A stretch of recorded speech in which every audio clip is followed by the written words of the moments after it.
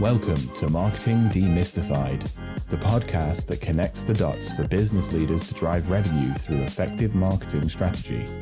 We chat with marketing experts on different topics that will help you ramp up your revenue. We stream live on LinkedIn, Twitter, and YouTube, and you can listen to us on your favorite podcast platforms. Marketing Demystified, the podcast, is presented to you by GrowGetter, your partner in growth marketing. And here's today's episode. Hello, everyone. Are you ready to be inspired, informed, and empowered with actionable tips to transform your marketing game? You're in the right place. Welcome to Marketing Demystified. I'm your host, Jenn Mancusi, CEO and co-founder of GrowGetter, your growth marketing partner. As a marketer, you're pouring resources into campaigns, generating leads, creating content, but are you actually helping sales close deals? To get the sales perspective, I'm super excited to be joined by Colin Specter, Senior Vice President of Global Sales at Orum. With over a decade of experience leading elite sales teams, driving revenue growth, Colin knows exactly what marketing efforts actually move the needle versus what just looks good in reports. Today, he's here to share what sales teams really need from marketing to hit their numbers. Welcome to the show, Colin. Thanks so much, Jen. Pleasure to be here. Thanks for having me on the show and look forward to the conversation, sharing any insights I can and engaging with you in the audience here. So thanks for having me. Absolutely. Thank you so much for coming. As we were talking earlier, this is one of my all-time favorite topics. I think it's something that is very easy to get wrong, but also can be very easy to get right. So I'm excited to have a marketer and sales leader talk together and figure out how we can work better together. 100%. So what do you think is the biggest disconnect that you see today between marketing and sales, and why does it happen? So the biggest disconnect would be not a unified alignment around the strategy. So like a great example would be if sales is going after certain segments of the market. Let's say there's an initiative for sales to go sell into the enterprise. If marketing is continuing to run a separate playbook or kind of a demand generation playbook that drives in inbound SMB leads, for example, that would be a very obvious disconnect between sales and marketing alignment. So I think starting with a unified strategy is critical, right? Like what are we going after? What's our focus area between where we want to sell, where we want to play as a business, as a company, who we want to build for, who we want to serve best, and thus sell to, and thus market to. Where I see the challenge or the disconnect happen is maybe sales and product maybe come up with an idea of like who they want to build to and sell to, but marketing, if they're not in the same room with both sales and products, so not just sales and marketing, really the three need to be tightly interlocked.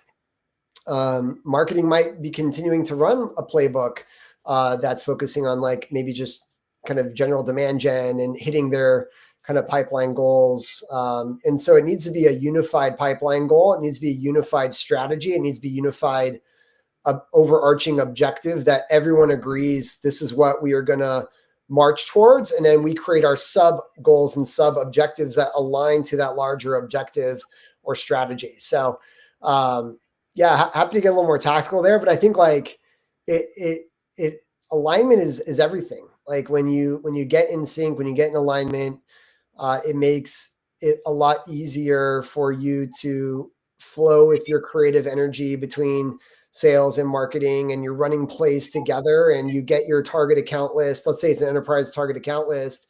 Then the marketing dollars and the sales energy and quota capacity and talent need to unify with a joint attack plan for that market. And it could go wrong, upstream from that. Maybe a disconnect on the strategy, maybe a disconnect on the objective. And so the goals need to be aligned. They need to be unified so that everyone's marching in the same direction. Yeah, I think that's so important, like to have a shared objective, because you said at one point in the, sales is going after XYZ, marketing's trying to hit their pipeline goal. if the marketing pipeline goal is not aligned to the sales goal, or the metrics are not shared in some way, then of course, like, you've got teams that are tasked with different things. And the other piece that you talked about, if sales and product are talking about a particular strategy, marketing's not in the room, or any one of those three components are not in the room, it's going to create a lot of misalignment, or just not having that additional context that you have by collaborating together, right? I've seen that happen a lot, where maybe there is a conversation between two of the three, doesn't matter which ones, and they're like, oh, let's make sure we share this with product, right? And you've just had an hour-long conversation or a 3-hour-long workshop, and you distill it down to a 15-minute update. A lot of things get missed. So kind of being in the same room is really important. Being in the same room. And the other kind of infighting I've seen just over the years is like the age-old like attribution, right? Is it an SQL? Is it an MQL? Should sales call these MQLs? Are they the right MQLs? Like, how do we define an MQL? How do we define an SQL? Or was it a partner-initiated deal? You want to throw a wrench in the mix. But that should not be labeling the deal and where it came from should not be the goal either. And this often comes from kind of back a napkin spreadsheet math, where you come up with a target and then you assign a sub goal and you split that target up between different channels, right? Maybe it's through the channel, maybe it's through partnerships, and they have a goal. Marketing has a goal, sales has a goal, SDRs have a goal. And that's where things can go a little bit awry, because it's like, it starts to be like, there could be, I'm not saying always the case, but what I've witnessed at different companies over the years is that there could be this kind of scarcity mindset when it comes to claiming credit for how that pipeline is generated. And like the best way to like knock down that infighting is just one unified pipeline goal. Like, there needs to be one unified pipeline goal, and it needs to be the same pipeline that we all are aligned we are going after, right? So if it's enterprise pipeline with like these 50 accounts that are like the NASCAR slide of logos that as a business, we are making a big bet on, we want to go after these logos, then whether it got introduced from a partner, or they saw the advertisement, or the SDR cold called them, or they attended the dinner, or the AE met someone at a baseball game, all of that unified, landing that entrance to that logo, accelerating that deal, supporting the win rate, supporting the pipeline, then it's a unified play that you're running. And that's true. Like, in my opinion, the utopia of sales, marketing, partnership, alignment there. And then your product team, of course, building to support the use case for those specific companies and logos that you're going after. Yeah, absolutely. Because everything that you described, all of those different things, they met at a baseball game, they went to the dinner, they clicked on the thing, they got a phone call from X, probably all of those things happened at some point. Especially now, today, it's taking 10, 20, 50 touches for somebody to convert. So how could you apply credit, quote unquote, to one of those over another? So I agree. I think that unified pipeline goal is really critical. And then that attribution, that first touch or that last touch or whatever you're looking at, should be used as information to optimize where to invest more budget or time or resources, because you see that certain channels have a lower CAC or a higher close rate or a shorter sales cycle. But that fighting over credit does create a lot of, no, that's mine, which actually doesn't help you hit the goals. No.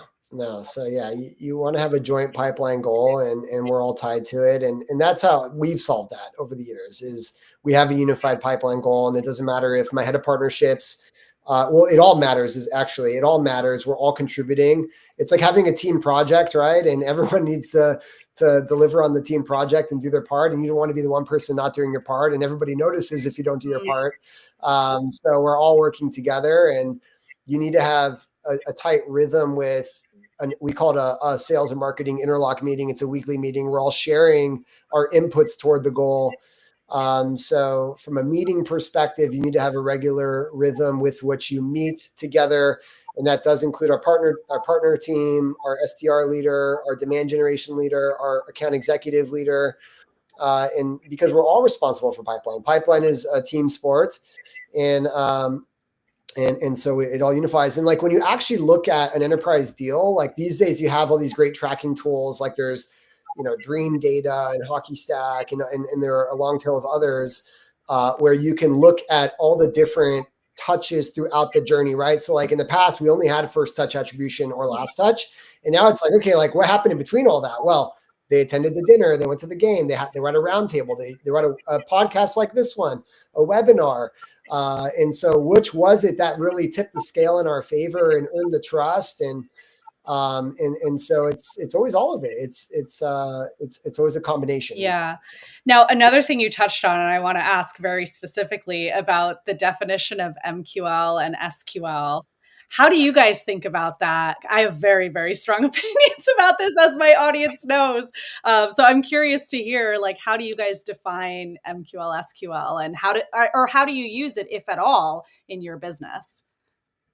Yeah. So if marketing generated the lead based upon the ICP qualification that we have on the type of business, like if we got a meeting from that business through a traditional marketing channel, meaning it came in through a demo request from a Google ad or a Reddit ad or one of our marketing events, and it is pre-qualified from our target market perspective and our ICP, then it would be an MQL, meaning like no salesperson has pre-qualified it, but it's qualified through the marketing channel. It's already pre-qualified based upon our ICP.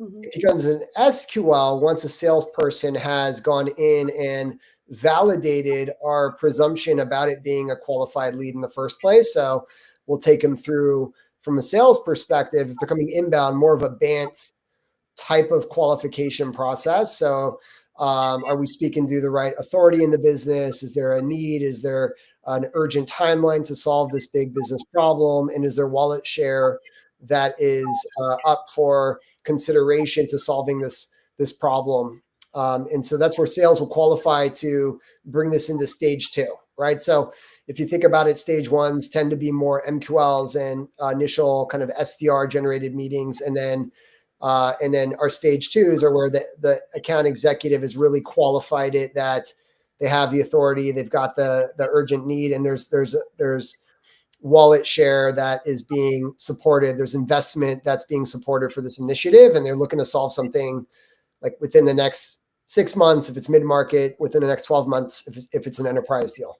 Yeah, that's really helpful. It's so interesting. Like, I think it's really interesting that as a world, I guess, I can't even say industry, like there is no standard definition of MQL and SQL, but we try very hard to compare our MQL and SQL performance to other businesses, and and everybody looks at it a little bit differently. I look at MQLs differently than you guys look at MQLs because it's whatever works differently for different businesses, right?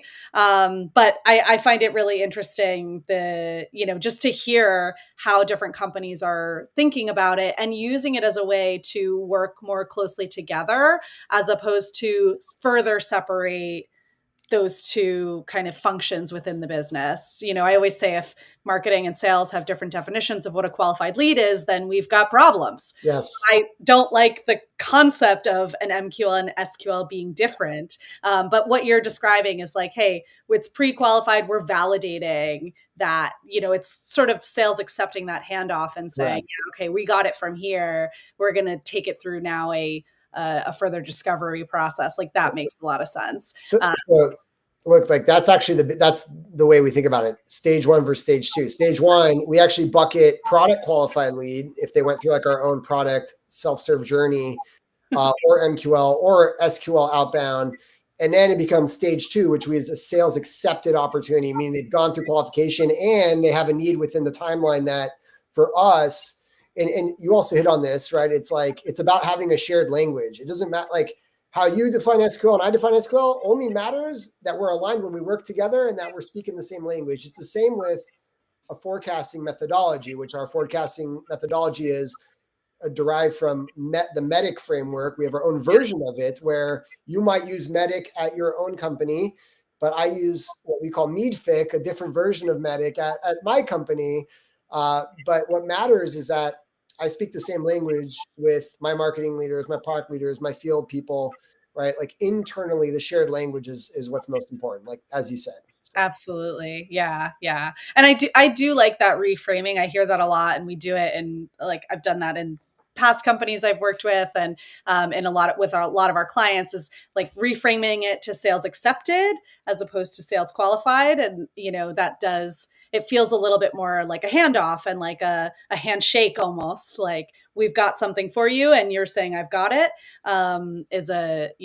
Those little nuances do make a big difference. But yes, I totally agreed. That shared language is the key to kind of being on the same page. So I'm curious, what do you think, or in your specific experience, what do sales teams actually need from marketing in order to hit their numbers? Oh, wow. Well, I mean, the sales answer is always pipeline, Yeah.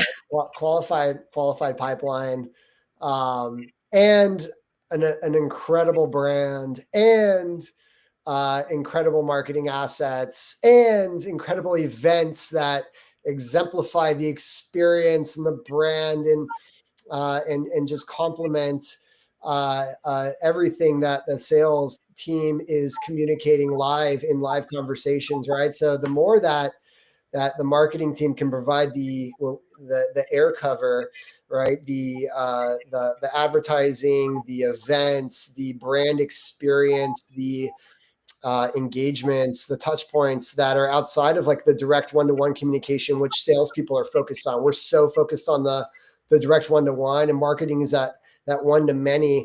And the more marketing can stay focused in the group that the sales people are focused on, so that target account list, and supporting. And like, if you think about it, like when you invest in brand, it reduces your customer acquisition costs because it reduces uncertainty for the buyer, who you are and what you're about. And the more you can reduce uncertainty, the more faster you can close the business with them, because it's reduced the risk in the mind of the buyer. It's reduced uncertainty about who you are, what you represent, other customers that you have served. So investments in brand, absolutely. Investments in all the air cover that surrounds and supports and complements that one-to-one communication that the salesperson's focused on in their deal cycle. So that is so important. And I don't know that I hear that enough from the sales side, if I'm honest, like that understanding of what value and investment in brand actually has, like further down funnel. I used to describe it to my sales teams as like, let's make your cold calls warm calls, right? If people know already who we are before you get on the phone with them or before they got on a meeting with you, that's what the investment in brand is, as opposed to, and I noticed what you said, the first thing you said was qualified pipeline. It wasn't qualified leads. You don't need leads, you need pipeline. And that is actually quite different. And I'm happy to get you a lot of very inexpensive leads. They might not be ready to buy yet, right? And that brand piece bridges the gap between someone being part of your ICP, but then being ready to buy. And we want to make sure that they're like, we marketers, we want to make sure that by the time they're in the market and ready to have a conversation with a salesperson, they've already had an experience with the brand that makes them, like you said, reduces that uncertainty. So by the time they get to sales, it's not just a lead, it's pipeline. It's an actual live opportunity that could close in a reasonable amount of time. But that's hard. It can be hard for marketers to focus on that area, depending on what the metrics are that they're measured against. And I think what you're describing of this sort of shared pipeline and these shared success metrics and these shared goals really allow a lot of freedom for marketing to invest in brand and experience, which doesn't necessarily always tie directly to a dollar. You know what I mean? yeah, look, like it's yeah, when you're speaking to a CFO, right, you need to show the return on investment, right? That's often what the CFO is asking for is, all right, like we gave you, 100K, show me the pipeline that came out of that 100K, right? Or for every dollar we put into the machine, how many do we get out? And absolutely, like we need to be measuring ROI, but it needs to be a holistic ROI, right? So if we look at the joint sales and marketing dollars, and if we're under a unified pipeline goal, then we can measure the pipeline coming out for each dollar we put in. And with brand, it can be a bit more nebulous, yes. And I think you need to look at your win rate, your velocity, and like just to give you an example of, I don't know, like a brand engagement that just sticks out in my mind happened at when I was at Namely, when I was leading sales at Namely, which was a New York HR tech company, New York City HR tech company. Our CEO and our head of marketing came up with this idea, and at the time it was really novel, to purchase taxi cab topper ads. And nobody had done this yet when it came to like technology brands. At the time, it was like all like gentlemen's clubs and like other type of ads that, people were not really putting the like good ads on top of these taxi cabs in New York City. And we all thought that he was crazy when he came up with the idea. We're like, why are we wasting our money on this? Like, we just go buy some more Google ads. Like, what is this? He said, just watch. And so then we focused all of our cold calls around New York City after the taxi cab ads were running. And you actually saw the Namely taxi cabs all over the city. These blue taxi toppers with the Namely brand were all over New York City. And then as we started cold calling these VPs of HR and chief human resource officers, we'd say, oh, I'm calling from Namely. Like, oh yeah, I saw your ad like on a taxi. Like, oh yeah, I've seen your ad. I've seen your taxis driving around, like our taxis. So it just, to the point of like a very explicit example of like when you called someone, you said the name. It wasn't like, no, I've never heard of you. Like, why are you calling? It was like, oh, like, yeah, I saw your taxi this week. Like, that's so strange. Like, what's that all about? What is it anyway? And it reduced some of the uncertainty, right? Because there's that old adage. I think it takes like 7 to 8 touches to reduce uncertainty about who you are. And I think that's only gone up probably with all the noise out there. But yeah, every touch point counts. Every touch point counts, whether you're getting them on a taxi ad, a cold call, maybe a commercial, maybe a dinner, right? All the baseball, all of it counts. For sure. So. And that's also such a great example of alignment between marketing and sales, because that same ad campaign would have fallen flat were you not aware of it and you were doing your cold calls in San Francisco. Exactly. So, what a great example of running a brand campaign, saying, trust me, you're going to see something different. Let's test this in one market. What I need from you, my sales partner, is to focus your efforts on this area while we're focusing our marketing efforts in the same area. Let's see if the two combine, because those taxi cab ads are not going to make people knock down your door on their own. And you deciding to call New York City instead of another market on its own maybe doesn't have as much of an impact. But look what happens when those two things are combined and focused in the same area. It's such a great example. Oh yeah. So we did that. We repeated that in several cities, and it worked really, really well. And then we followed it up with doing coffee trucks. Like we'd post these coffee trucks outside of our target account lists with like branded, you can brand like a coffee truck, wrap it, and we wrapped it in the big blue Namely logo. And then we would cold call the CHRO of the offices. We picked buildings that had several key accounts in it, right? Especially in New York, it's all these huge offices. And then we repeated that in Chicago, repeated that in San Francisco. So especially like the densely populated, office culture areas. So those campaigns. Yeah, I love that. I love those practical examples. And now everybody out there is gonna go brand their coffee trucks and taxi cabs going forward. But what practical advice would you give to marketers who want to better support their sales teams, but maybe historically haven't been that aligned? Well, you got to meet regularly, right? So you need to have a rhythm around how often you meet. You need to have shared goals. So first of all, like break the ice. Like if you're having trouble, like figure out where that that concern is or that trouble is, like break down the walls, break down the silos. And is it because marketing has a different goal than sales? Like, is marketing measured on like MQLs, and sales is measured on enterprise win rate and enterprise pipeline?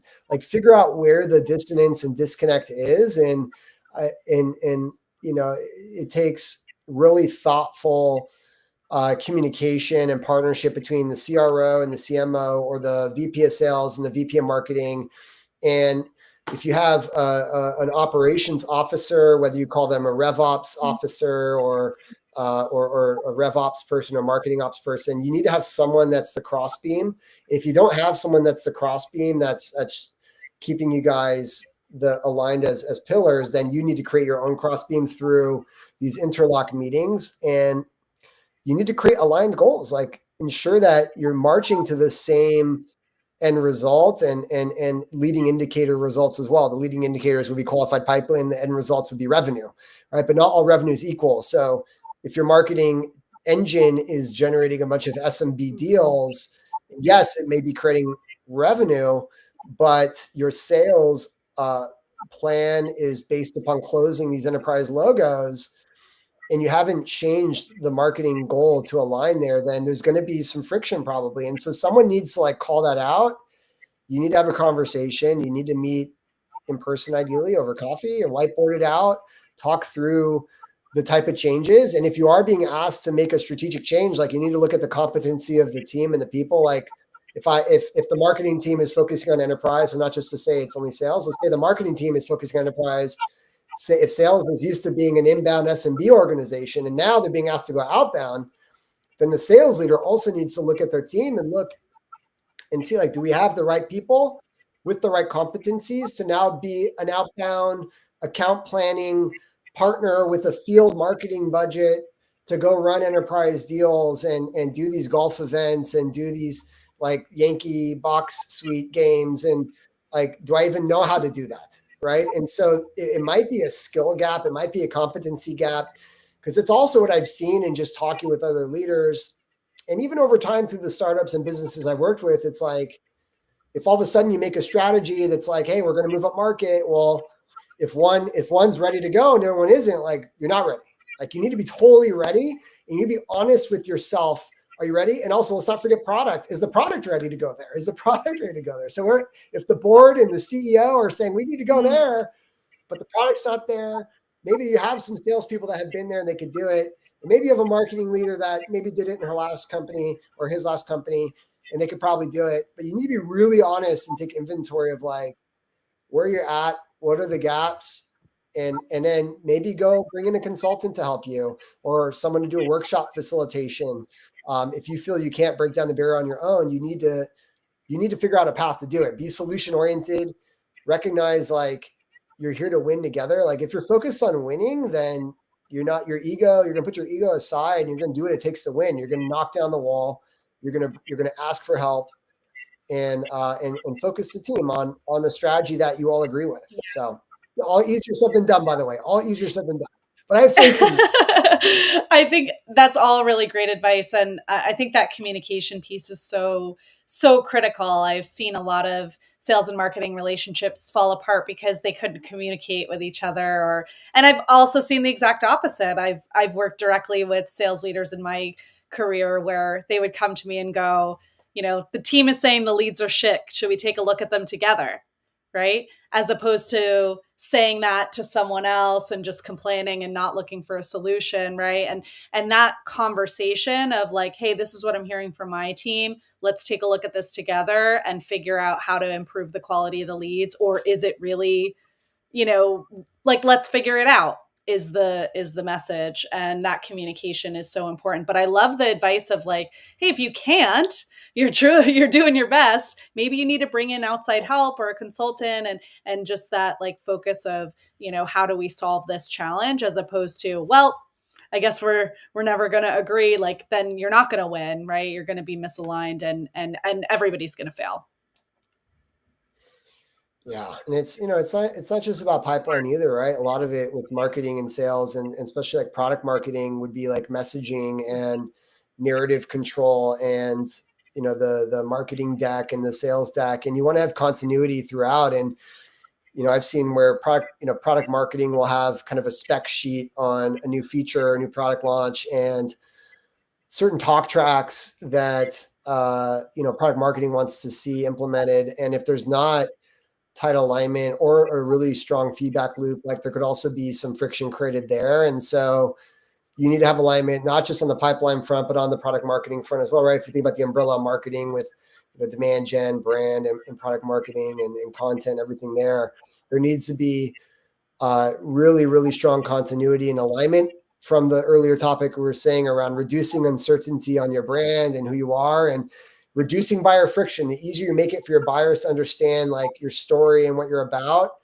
especially these days, like I do think it's very much like vibe selling right now, and kind of an interesting dynamic in the market. You need more than ever to be consistent in your message and have really tight narrative control in your story and your differentiation and your brand and everything that complements that. So it's also for product marketing and the salespeople that are communicating and using the right decks. Do we have tight control, or are the reps deviating from plan? And if they are deviating from plan, why? Is there friction or challenge with the script, with the deck, with the slides that we have prescribed? And if so, we need to be aware of that and talk about it. And that does seem like those challenges as they come up are solved by regular communication. If you're talking regularly to each other, then you'll know, hey, these slides are regularly getting flipped in a different direction because it's not working in the meeting. Great. Okay, let's make sure that's a consistent change across the board. Maybe a bad example, but having those conversations regularly allow for that, maintaining that consistency, which is really important. How do you think technology and AI is changing? I mean, maybe that's too big of a question, changing sales and marketing's role, but how sales and marketing teams collaborate and what they kind of expect from each other?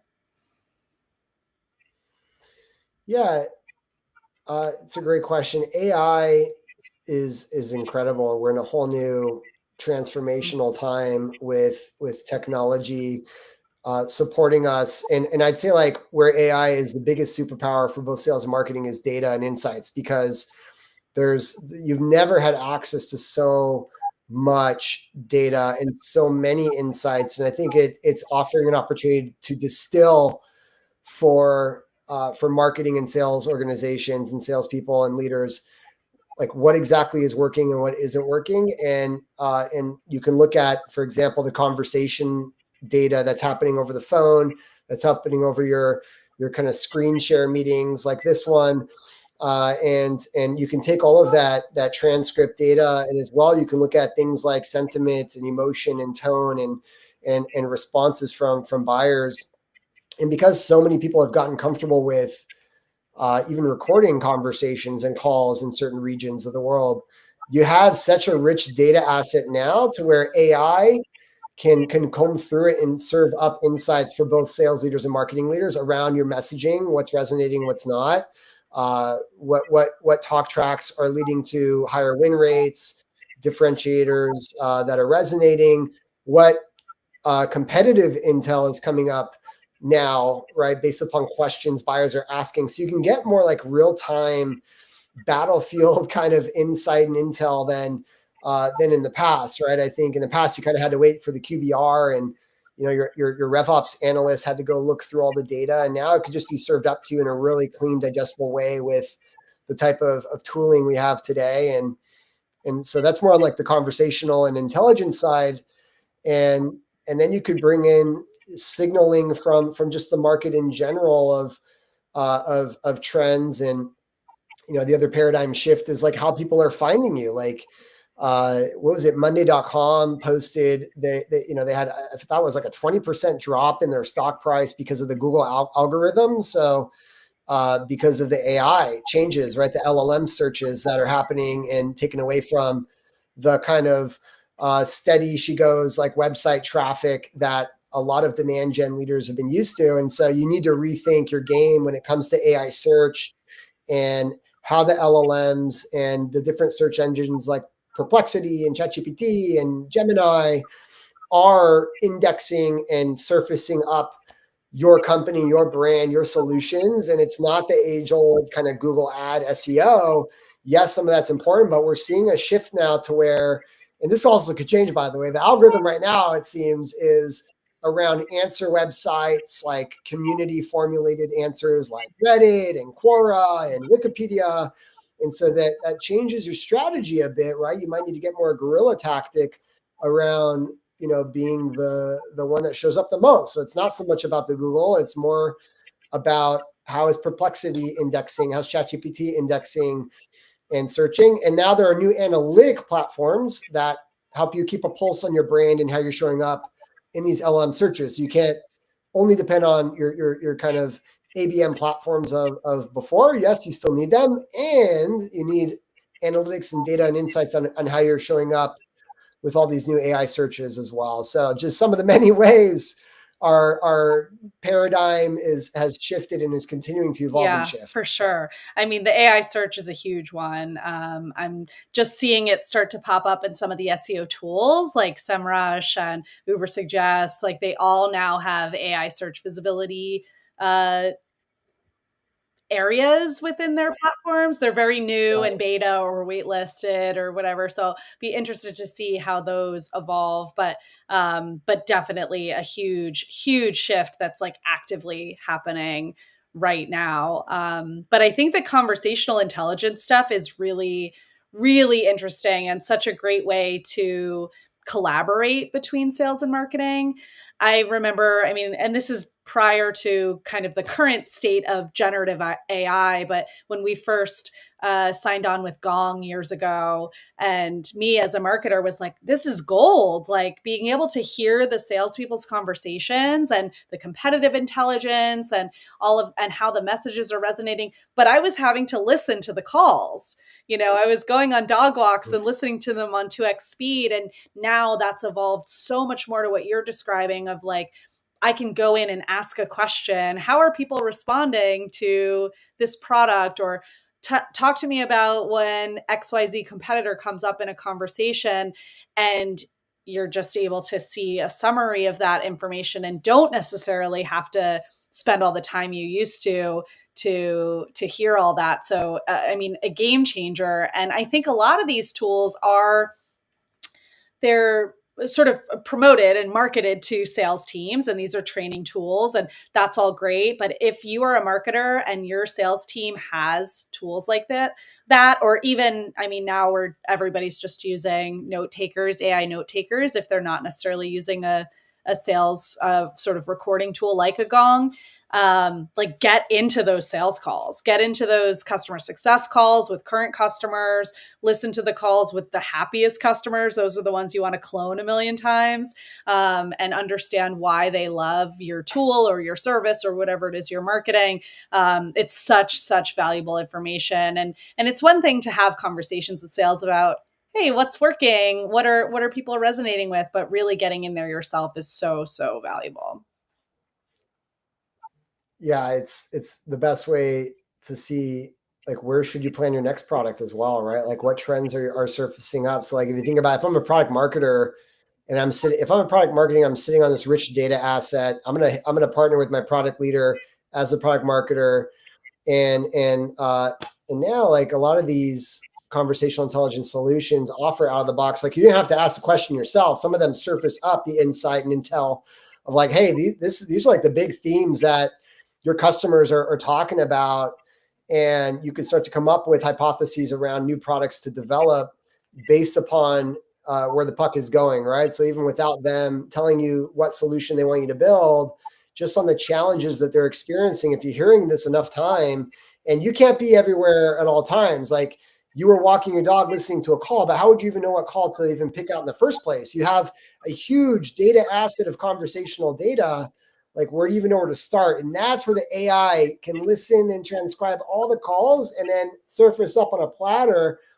Hey, Mr. and Mrs. Product Marketer, Mr. and Mrs. Product Leader, here are 3 or 4 great ideas of that seem, based upon all the transcript data for the market you want to serve best, maybe worth exploring further. And so it's definitely a smarter way to leverage data of like what bets you want to make next and trends, et cetera. Yeah, I love that. I love that. Now, my last question for today's episode, we might have already answered it, but I wanted to hear you share an example of when marketing sales were working really well together and what that dynamic looked like. Now, you shared that example of the taxi advertisement, which I think is a brilliant one, but anything else that you want to add in there? Yeah, of when sales and marketing have worked great together. I'd say like at Orum, we've had always a great relationship between sales and marketing. So Orum, we started out as really 100% outbound engine, and we layered we added marketing later, and so yeah, we've always had a great relationship when it comes to where we're focusing in the market, and so like what industries we're targeting, what events we're attending, and so like a great example would be like using events budget. Instead of like attending the events that just like marketing maybe wants to attend, we can come up with our target list in sales, and we look at the events that are like the customers on that list, where they're going to be, what events are they attending? Maybe not like the traditional like revenue technology trade show, but for example, like we targeted cybersecurity for a long time, and we have earned like the top 5 cybersecurity companies in the world as our customers. And a lot of that was we showed up, where they are. They're going to Black Hat. They're going to the cybersecurity expos. And so being able to partner with marketing on the field marketing budget to send our people to those shows and not just do like kind of more traditional, maybe show up at HubSpot or Dreamforce, like where every other sales tech and marketing tech company is. So that's just one like tactical example, was partnering on the budget to attend specific events, alignment on which accounts we want to get in front of and sell to, and ensure we're aligned on like where the dollars are flowing when it came to our event strategy here at Orum. That's a great one. You said pipeline is a team sport. I always say conferences and events are a team sport, and it feels very much related, right? Because oftentimes, like going to an event like that is just as big of a brand and marketing initiative as it is a sales opportunity, and such a perfect opportunity for sales and marketing to work more closely together. And, the best conferences, the most successful ones, were the ones where the marketers knew exactly who sales was targeting to talk to. And you'd kind of go behind the wall and say, that person in the red backpack, that's the person you were looking for, right? Like, and just working collaboratively on where you're going to go, how you're going to show up at that event, how you're going to make it successful, is such a great way to collaborate. Yeah, that's the key. Like if you can really align tightly on the businesses you want to go and sell and market to and serve best, then it makes it a lot easier, to know where you're making the bets, and you're all aligned of like where you're putting that wallet share when it comes to your event strategy or your advertising strategy, et cetera, et cetera. Well, thank you so much for joining today and having this conversation. Like I said at the beginning, it's one of my favorite ones to talk about because if you get it right, it really makes a huge difference. So I really appreciate your perspective. Jenn, thanks so much for having me. It's a pleasure to be here to share my insights. If folks have more questions, they can find me on LinkedIn. Thanks so much, everyone. Happy hunting. I'll see you guys at the top. Make sure you're following Colin on LinkedIn, everyone. If you enjoyed today's episode, please subscribe to Marketing Demystified wherever you get your podcasts. Join us next time for more conversations that help